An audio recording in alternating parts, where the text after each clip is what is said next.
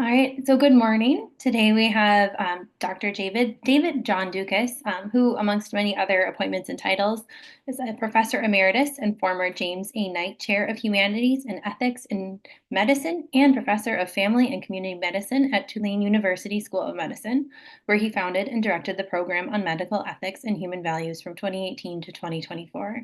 He teaches and writes in the areas of professionalism, clinical ethics, primary care bioethics, human genetics, and end of life decision making, the latter of which we are focusing on a bit today. And he is here to talk to us about when, according to the title of his article, no means no. So please take it away. Great. Thank you so much for your kind introduction and no conflicts of interest.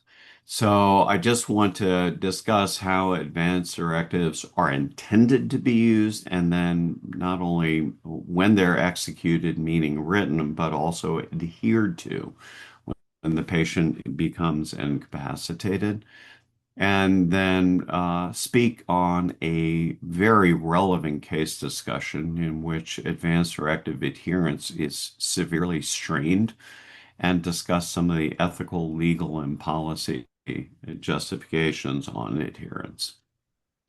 So, KB is an 82-year-old male admitted due to delirium secondary to alcoholic cirrhosis and azotemia, presented with an inability to tolerate oral intake with dysphagia, anorexia, and confusion for 7 days with worsening weakness.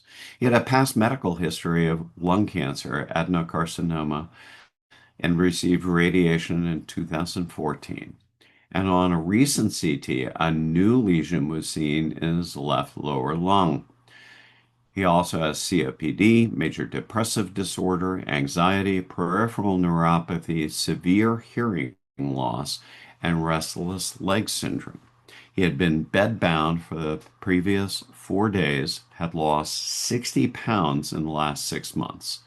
3 months prior to admission, when previously lucid and deemed capable of making medical decisions, patient refused cardiopulmonary resuscitation in a life-sustaining treatment note by his PCP. So this was done at the VA hospital. It's a formalized note in which not only did he list the things he didn't want, but also that he was to be DNR. The DNR was reversed on his admission to full code during his admission process when a consulting palliative care physician, Dr. A, queried the wife, the healthcare surrogate, for her code preferences, although Dr. A knew fully that there was a prior DNR order. The rounding attending, Dr. B, subsequently asserted that the patient's prior DNR order should hold and that the surrogate should not be allowed to reverse it. The perception of Dr. A, I'm going to repeat that, the perception of Dr. A was that hospital policy allowed for a reversal by surrogates when the patient no longer has capacity. To let you know, this is in error. So the question was, how should the medical team proceed when a patient has prior competent advanced directive and life-sustaining treatment order and a family member or proxy who later wants to reverse it? So here are the relevant facts, and I'll have a QR code so you can all see the entire article because it goes through the whole narrative. But the bottom line was he had a prior valid LST note with a DNR order in it. A few months later, he was in the hospital, and during his delirium, he was unable to consent to anything. But when he was resuscitated with hydration and other supportive management, he then was able to assert, I want to be DNR. When it was explained to him that his wife wanted him to be full code, his response was, well, if that's what she wants. And so I had to press that with him and say, but what is it that you want? Because you get to make this decision. She does not get to. And he stated, I want to be DNR. I don't want any more of this. So, what does the law have to say about this? Both state and federal law. So, the VA is an unusual circumstance where it's a federal reservation. In this case, it was in the state of Louisiana. And both have laws that state that patients have a right to refuse treatment and that it can't be capriciously overturned without compelling recantation by the patient. So it's an informed consent that somebody can't just flip. In a very, very important way, I was thinking about this the other night and I added this bullet point. An interesting parallel is the Uniform Anatomical Gift Act. So that was ambiguous about what families could do regarding vetoing a prior patient consent for organ donation. So the 1968 version left it very open to interpretation as to what family members could do to reverse a consent to organ donation. That was subsequently altered by revision in 1987 and then strongly revised in 2006, in which no revocation by anybody except the patient could ever be done. This made it an ironclad consent. So a lot of people who are oldsters like myself, and I started medical school in 1979. I remember when people, family members, would say, I'm not allowing you to go ahead and do X, Y, and Z to my husband or my wife, because if you do, I'm going to sue the pants off of all of y'all.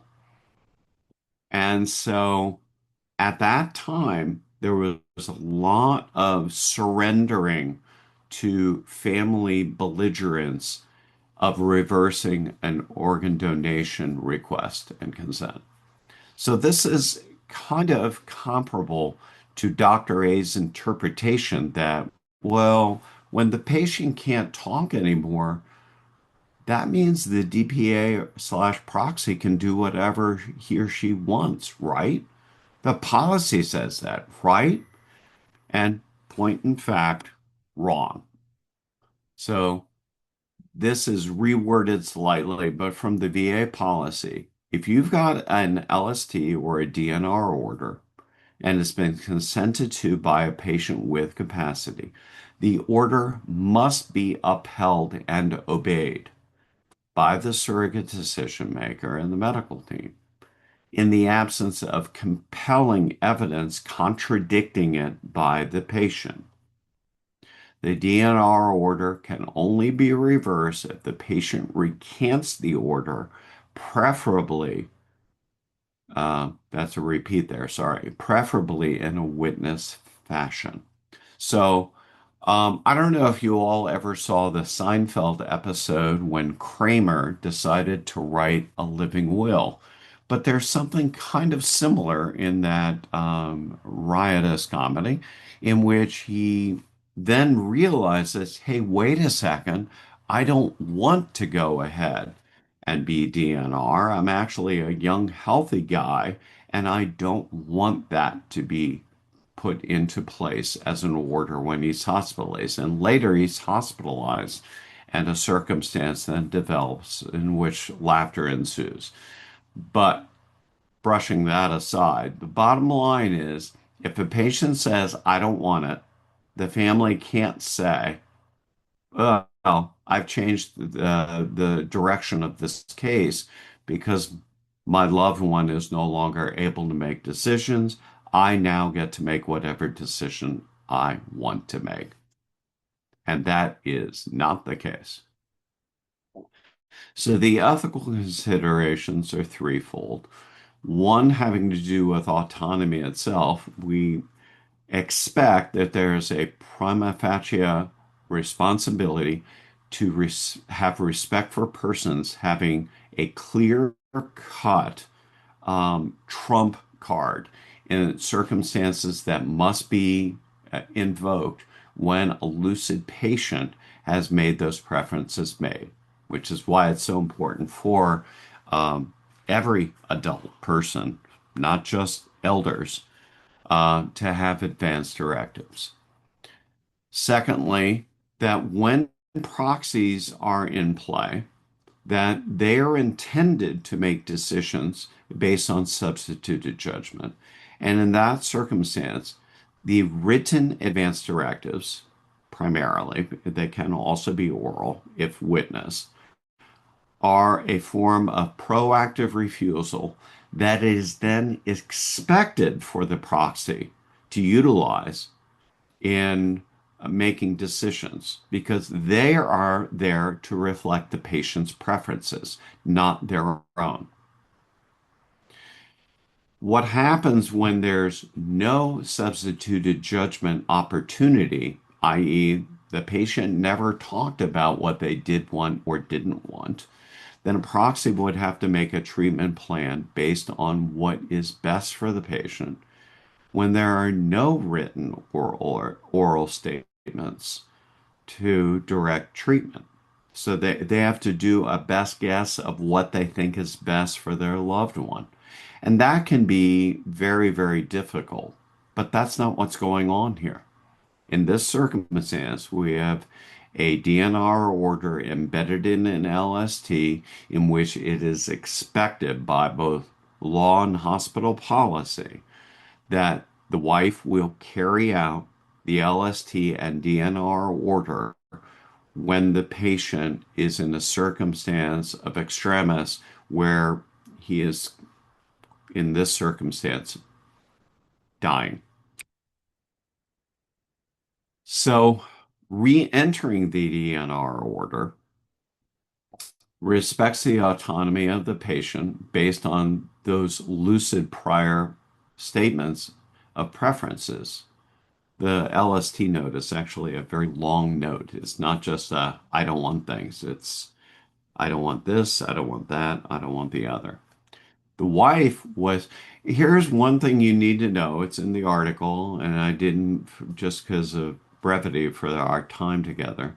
The wife was not with the husband when she did when he did the LST note and the do not resuscitate order. His adult granddaughter was. And so, as a result, the wife was out of the loop with that discussion so that when all of these very bad things happened, she was of the mind that I don't want to lose my husband. So, what we did was we counseled her about the patient's current ascent because he was able to resume his sensorium to at least assent, if not fully consent. He was able to say, I don't want to have resuscitation done on me. I don't want to be on a ventilator. I don't want CPR done to me.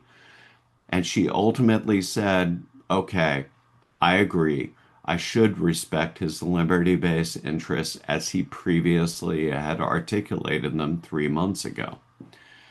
Dr. A, on the other hand, after this consult was put into play, she was still of the mind that a patient who is incapacitated can have a surrogate make whatever decisions they want. And that was contradicted by the hospital policy.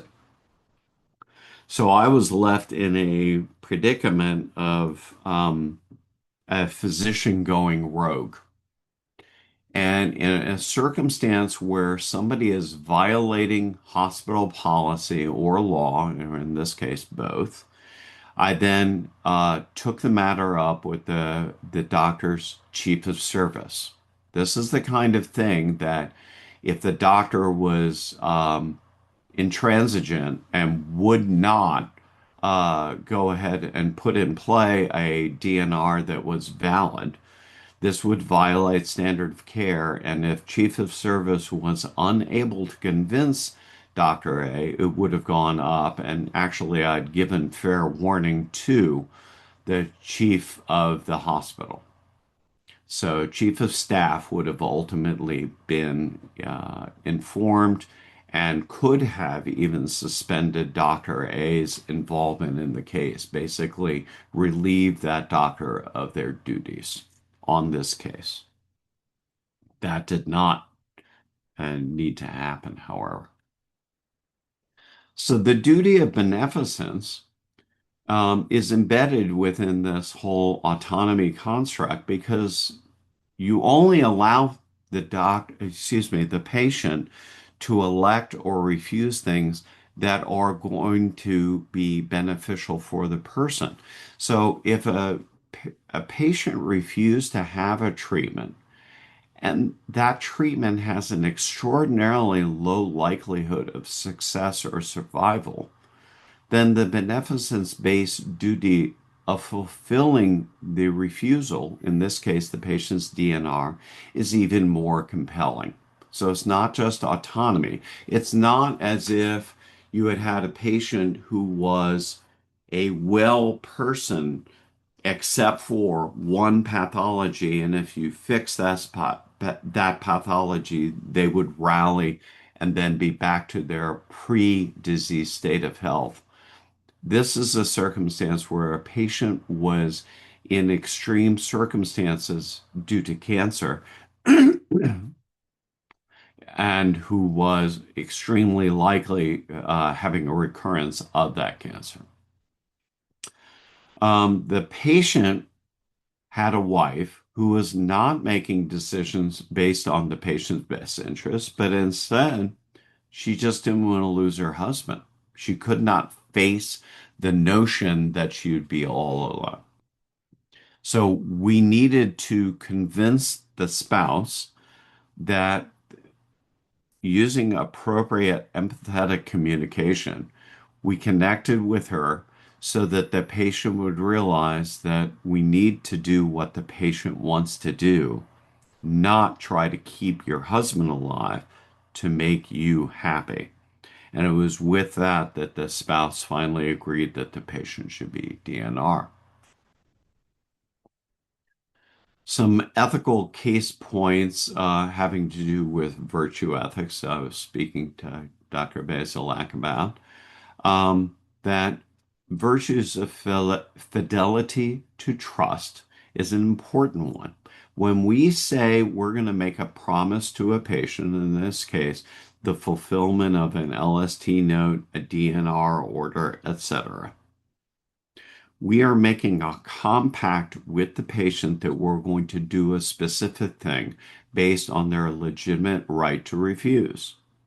That also means that we're going to head off at the pass a person who is attempting to obstruct that refusal.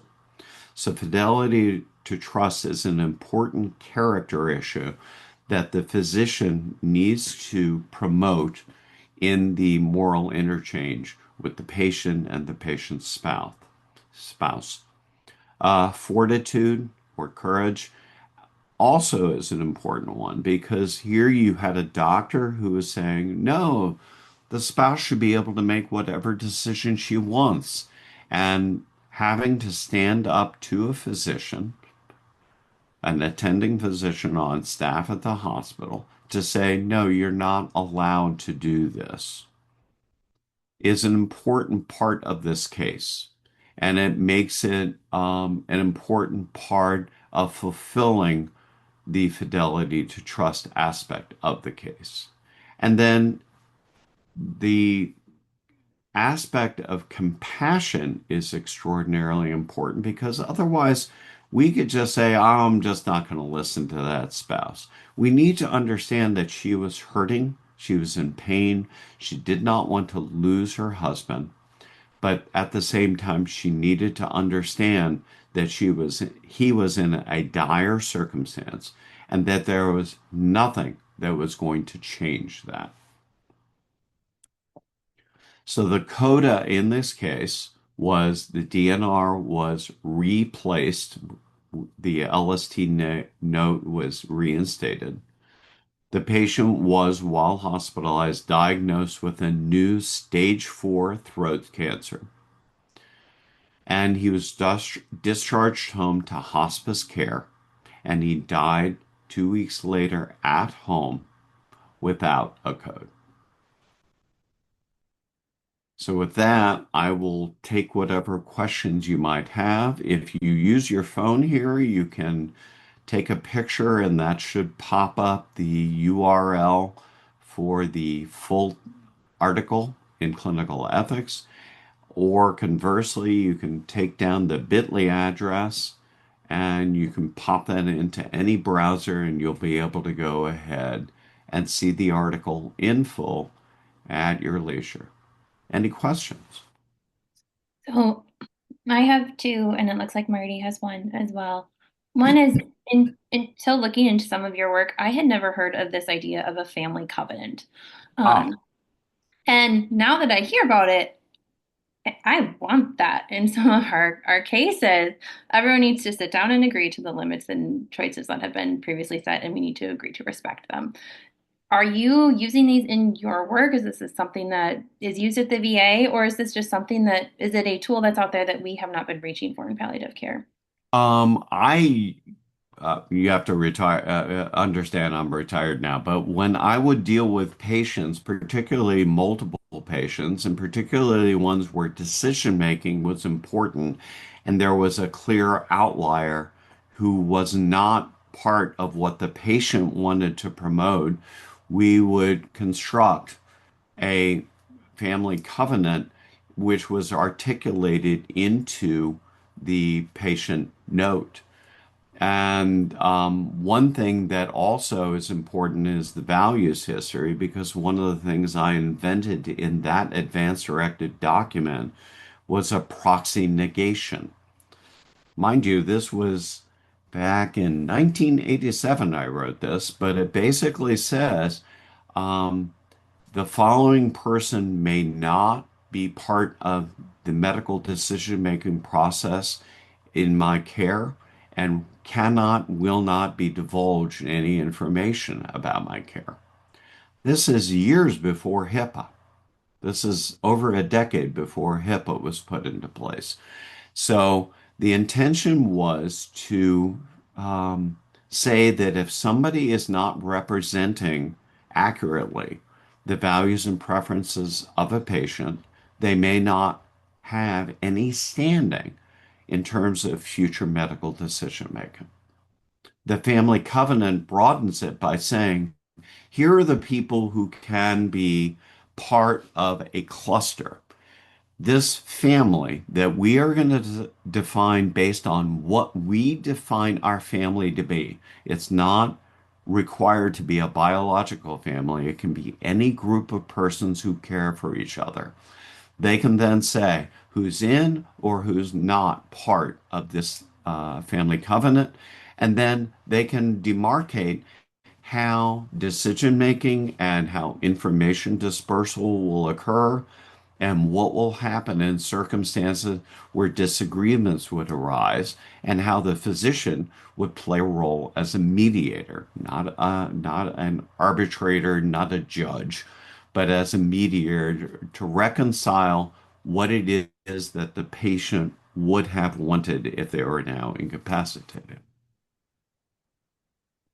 So I think you that was saw the in my CV the references to the family covenant. There are several, and I would encourage you to take a look at this.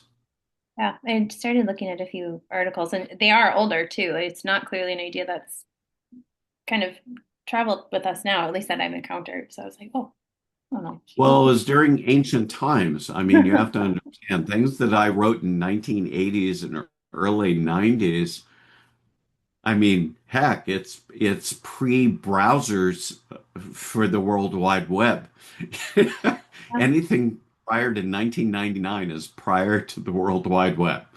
I mean, So, we are the industry keeping the pager and the fax machine going, though. You'd think we'd be a little bit more in tune with stuff from a while well, ago. If you go to academia.edu or ResearchGate and you look up my name, you'll be able to go ahead and access full text articles on the values history and the family covenant and such. I saw some of those yesterday. Thank you. The other question I have, and then I'll let Marty go because I know he's very excited. Um, your case study kind of talks about a situation in which a patient wants to be a DNR, and I think overall the medical team would probably think that is quite reasonable choice. And I'm curious if we changed a few of the details in your case study and we made this patient somebody like a patient I've had not too long ago who said, "You do everything to keep me going. I would rather be incredibly uncomfortable rather than a no code. Like death is the worst form of suffering to me." Hmm, Um, which is not the rarest situation, I think, at least that I've encountered. Um, and I've had a patient like this where then we are just kind of waiting for the proxy decision maker to be, activated, because everyone is thinking, "Oh my gosh, we don't want to do all of this, and we mhm. don't feel it's necessarily appropriate." Now, I think part of the issue there is CPR being placed as an appropriate option instead of being said, "This is not something we feel medically beneficial," Right. but often feels at our institution that for CPR at least, autonomy is the guiding principle. We kind of forget about non-maleficence and beneficence um, for that decision. And so I'm curious if we had your same case study, but we had a patient who says do everything, and Mhm. now we have him incapacitated, and we would have our proxy decision maker saying, no, this is actually not appropriate. I would like him to be a DNR. Right. What is your take on that case? Well, part of my empirical research using the values history in the 80s and 90s did show that there were certain circumstances that even people who strongly wanted everything done, they would never want to have. So by that I mean if a patient knew they were going to be persistently vegetative or irreversibly comatose, even those people who said, I want everything done if I'm terminally ill, if they're in that circumstance, they would say, oh, well, then I don't want those things. The other important part in the values history is the fact that we have in that document, that instrument, different ways of saying yes and no. People don't want to be um, kept alive on machines forever. Very old movie Coma, which has that, and it's a horrifying image if you ever go back and watch that with Michael Douglas. But at the same time, there needs to be an understanding for the patient that if they're ill and the circumstances are lined up such that survival is very unlikely, they need to at least articulate when they would want to throw in the towel. When I was in Louisville for 10 years, the hometown of Cassius Clay, later Muhammad Ali, they would say, I want everything. And I said, there was many a fighter who would climb into the ring intent on beating Muhammad Ali. However, there were times when his opponents would get pulverized and they or their coach would throw in the towel saying, I've had enough. Because they think by saying, I'm a fighter, that means you're going to do everything. But at a certain point, the circumstances are such where there's nothing left that you can do. Actually, if you've seen the television show The Pit, there's a young man who has had, unfortunately, a fentanyl overdose and is diagnosed as brain dead. They do it clinically, then they do it with an apnea test, and then they finally do it with a perfusion scan. The parents at each step are like, okay, so he's going to get better, right? Okay, we don't buy that he's got brain death. What else can we do? Okay. And finally, with the perfusion scan, they had to show a picture of a void of any radioactive dye getting into the brain for them to realize, oh, he really isn't getting any blood to his brain. It is a good idea to have some kind of framing based on either trials of intervention, this is in the values history, based on beneficence, meaning if it's not working, stop it, or based on time. So, oh, you're saying you want to try this? How long do you want to try this? If you were to be on a ventilator, how long would you want to be on a ventilator? And for some people who have ever been on a ventilator, like COPD patients, they may have very clear views on what is acceptable. They may say, I'll let you try this for X number of days. That's it. Or I'll let you try for a week. But if I'm not getting better, stop it. If somebody is saying, I want everything, and I actually had this in a case consult.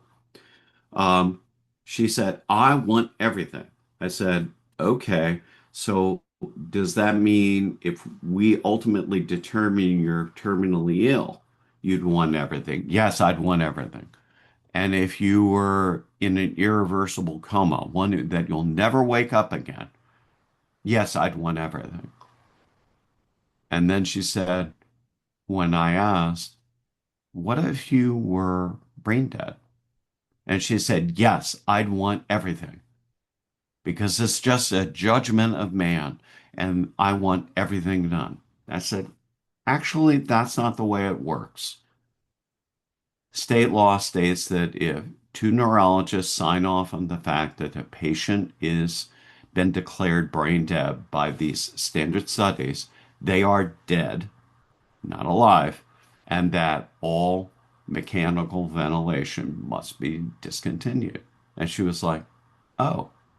And then I walked her back down the slippery slope and I said, well, let's go back to irreversible coma. How do you feel about that? Well, actually, no, I wouldn't want that if I definitely would never come back.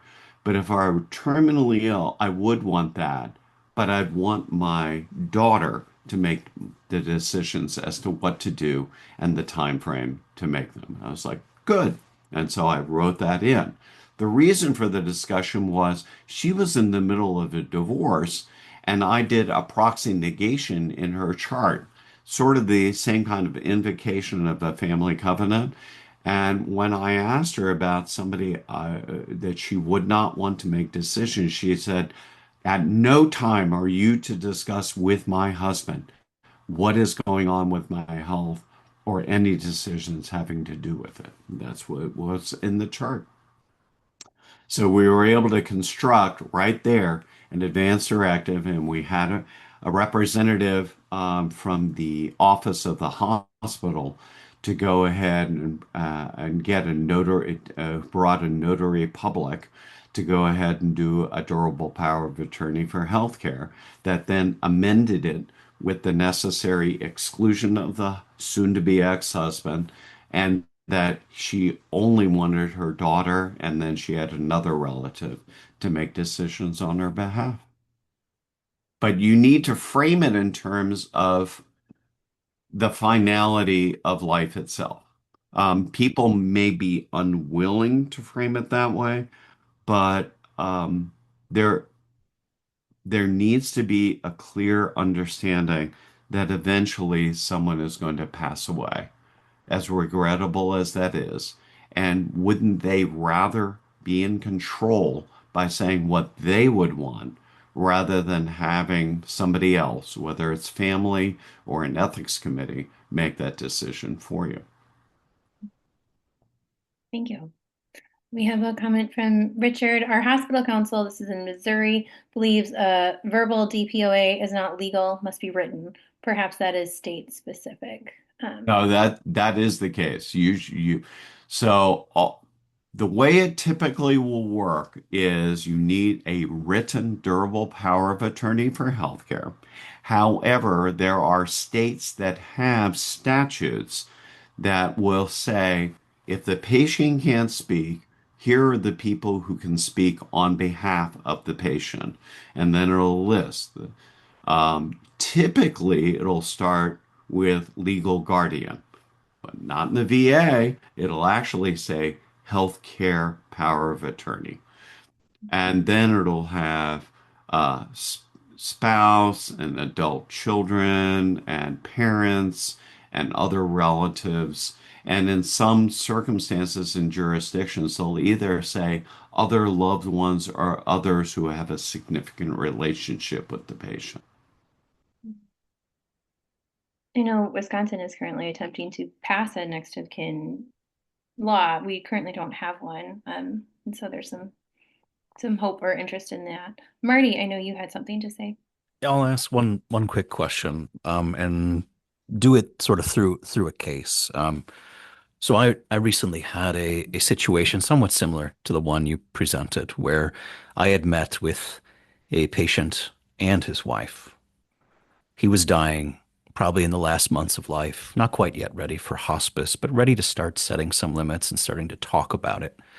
And in the presence of his wife, we'd agreed to set some new limitations of being DNR and DNI, and he would leave, go to the clinic, and see how things go.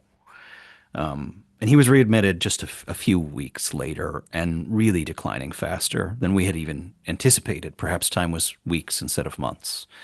And when he came in, he was unresponsive, and the primary team that admitted him saw that I had had this conversation, but asked the wife, what do you want to do? And she said, do everything, make him full code. And that sort of led to me being reconsulted to try to square things away. Now, what I think is important about this case is that I think a lot of the times when we run into conflict is it tends not to be something that is beautifully written in some advanced directive. It's a conversation that happened.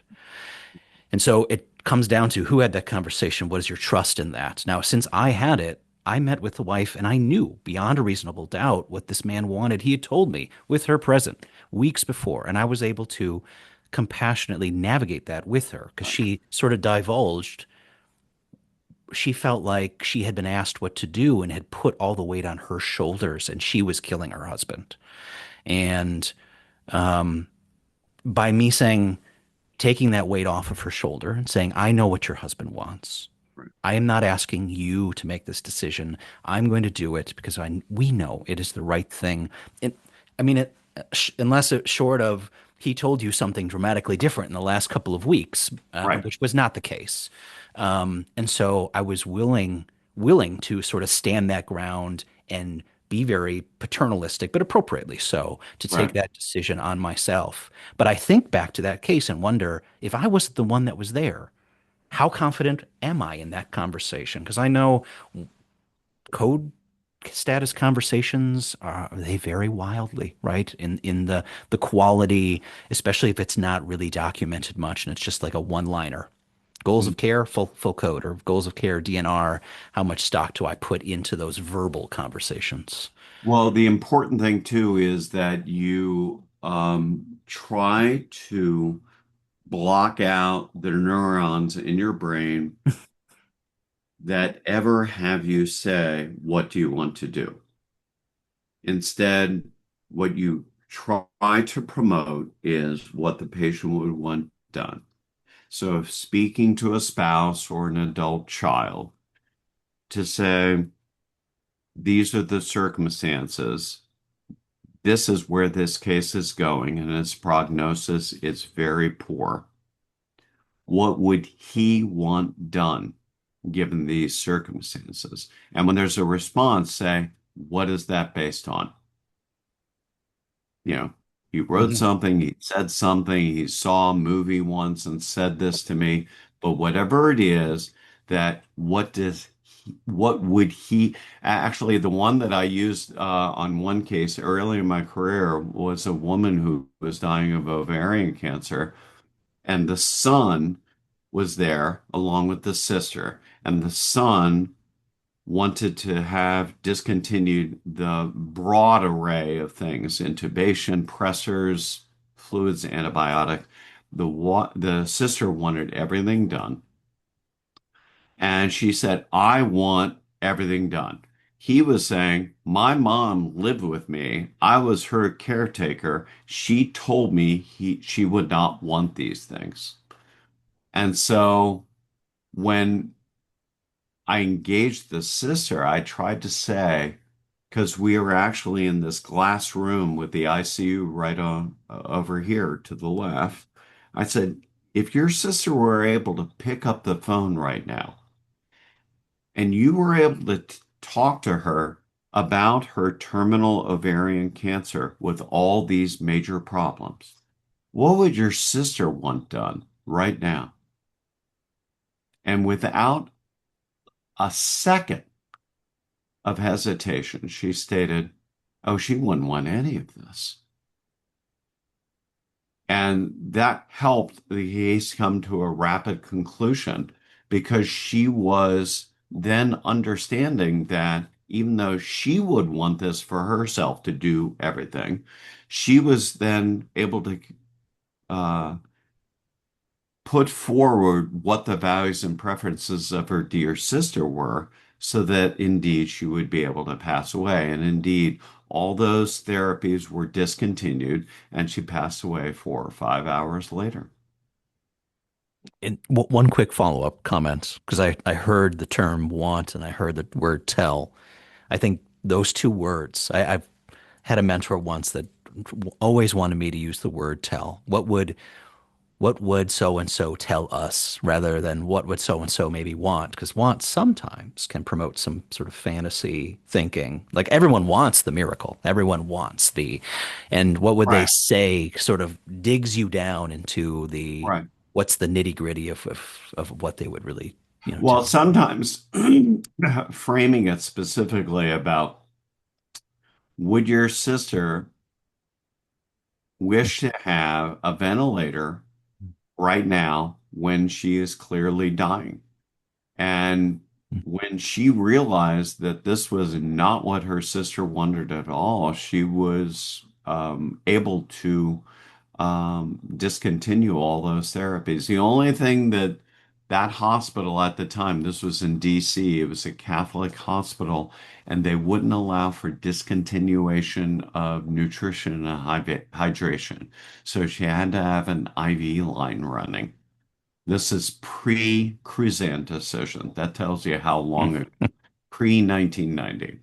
So, yeah, it's one of those things where if you have it make sense for them that we're respecting their wishes, that it is the best thing to go ahead and move forward on. Thank you. Thank you. A little bit more in the chat. John is asking, the case seemed to have been settled based on hospital law and policy, but I am not aware of such law in our state. What are the ethical reasons for not allowing a surrogate to override the patient in the case presented by Caitlin? Patient decision made in absence of the knowledge of the current clinical situation. I am not comfortable using only legal precedent. So clarify what case we're talking about I then? think is referring to the case I presented where we took your case study and we flipped it. And we said we have a Oh, just they want everything done. yeah. Okay. And there are circumstances where if somebody says we want everything done, there is like I have developed this in hospitals that I've been part of on ethics committees, where we would have a non-beneficial treatment policy. And it would give an opportunity for a second opinion and to find another physician if indeed they're intransigent, and that transfer to another physician who's willing to continue that treatment when the primary physician says they don't wish to, or even transfer to another hospital. And this has also been done in Texas. There's an actual futility law. I'm not crazy about the term futility, but there is something similar down there. Believe his name was May, who wrote that. So it is possible to try to frame it for loved ones that you may want to do everything. If you're saying that the agent also wants to do everything, or just the patient, Caitlin? That in my situation, the agent did not want to do everything. The patient Okay. was. I'm not sure what John would clarify. So the thing is that if the patient later, let's say you did everything that was medically indicated for the benefit of the patient, and there were no more options, you're not going to place the patient on ECMO or something like that. That it is beyond the boundary of what is legitimate medical sense, then the agent can then be the voice of reason to say, I agree with the medical team that even though she or he wanted everything, that we have indeed done everything, and there is nothing else that we can do. I think part of this is getting the medical teams to define what everything is in the case, and not meaning every intervention possibly in existence, but what is everything appropriate for this person. Correct. It's got to Sometimes be setting limits appropriate. that our teams are not happy to do, but we want Right. the families to do anyway. So, Well, not only that, there's fear. When the patient's alive, they're fearful of a patient who is going to be accusing them of letting them down and not being appropriate healers. If they're doing something where there's family conflict and one family member or one arm of the family says do everything and the other says don't, that there's concern about litigation. And the way to really try to do this is to focus on what are the values and preferences of the patient and what are the real expectations of healing for that patient. And if they cannot be fulfilled with current medical technology, then a better job needs to be done in terms of educating the family and other agents so that they can make a legitimate decision rather than one that is not based in medical reality. Julie is clarifying that the proposed surrogate hierarchy in Wisconsin is focused primarily on decision makers who could authorize transfer from hospital to nursing home, and then there might be consideration for expansion for other decisions. So thank you. And she also says there's often a different response to what would you or he want done versus we'll do this, but I do not recommend it based on the circumstances. And yeah, that is definitely providing more guidance rather than the big open-ended, what do we want? A winning lottery ticket and a puppy, etc. Um, I think there is also your care, your choice. I think there is also a benefit that we tell the surrogate in situations such as this that the terminal diagnosis will be the cause of the person's death, not a decision to honor the patient's DNR wish. Again, taking I think some of the heavy weight of that decision off of the decision maker. I, Um, I do try to make sure that you convey to the patient, Marty used the term of taking the burden off their shoulders. I try to ask that the agent be the conduit who, in an unaltered way, conveys what the patient would have preferred done or not done. That they not filter it in any way, and that they base it on conversations that they can identify and discuss so that they can realize I'm not asking you for a decision. I'm asking you to tell me what Bob or Grace would have wanted if they were able to talk to us right now. And I think Richard just very much enjoyed your block out the neurons that are tempted to use the term do everything. Oh, taking that, blocking out a few more neurons. Yeah. Probably some phrases we should definitely remove from our general vocabulary. Thank you so much for all your time. We went a little long. I really appreciate the discussion today. And good luck with Thank your many academic endeavors as well as the pile of books in your basement. you. For those who didn't hear the first part, I just moved to Cincinnati, so I've got about 100 boxes in the basement to go through, many of them books. But you're not going to be adding a bassinet. So thank you so much. Thank you Take so care. much for inviting me. Take care.